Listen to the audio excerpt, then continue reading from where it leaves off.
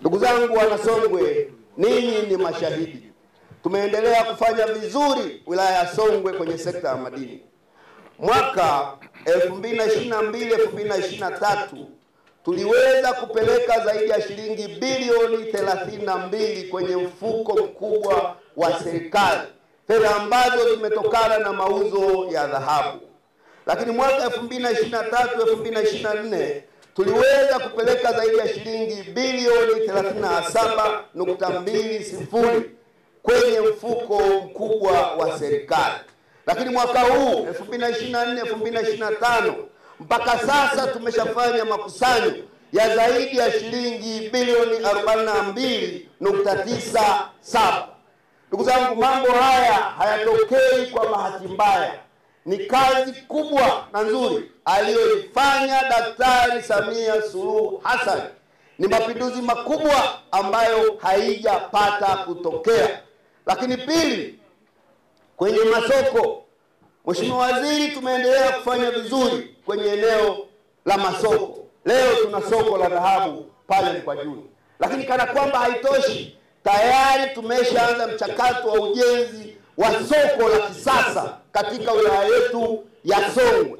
Lakini kubwa kuliko yote, kupitia wewe Mheshimiwa Waziri, tayari mchakato wa ujenzi wa ofisi ya madini umeshaanza pale Mkwajuni.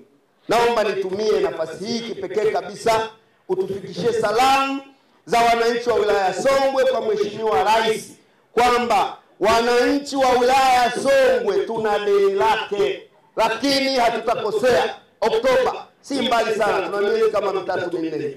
Nina uhakika wa 100% kama ambavyo tumefanya vizuri mwaka jana kwenye uchaguzi wa serikali za mitaa, na mwaka huu hatutafanya kosa. Tuna wajibu wa kulipa deni la Mheshimiwa Rais.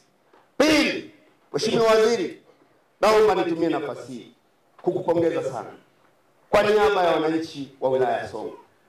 Umekuwa ndugu yetu wa karibu, umekuwa rafiki yetu. Hii ni mara ya 3 unakuja kwenye wilaya yetu ya Songwe. Una majukumu mengi, una maeneo mengi ambayo wanazalisha dhahabu na madini mengine. Lakini pale tulipokuomba kwamba uwe na sisi kwenye wilaya yetu, umeendelea kufanya hivyo. Ni mwaka jana tulikuwa pamoja pale Saza. Uligawa leseni 19 kwa wachimbaji wadogo wadogo. Lakini ukuishia hapo. Juzi ahadi ulioitoa siku ile ilikuwa April, umeitekeleza. Kesho kutwa Ijumaa naenda kuwakabidhi wachimbaji wadogo wa SGF ile ripoti ya lile eneo la Mount Elizabeth. Kwa niaba ya wachimbaji wadogo wa wilaya ya Songwe, naomba nitumie nafasi hii kukushukuru sana Mheshimiwa Waziri. Lakini mwisho kwa umuhimu, ndugu zangu wa Mamba, kupitia mkurugenzi Ismail, tumeshirikiana kwa mengi mpaka hapa tulipofika. Sasa tunaenda kulipa fidia kwa wananchi wetu.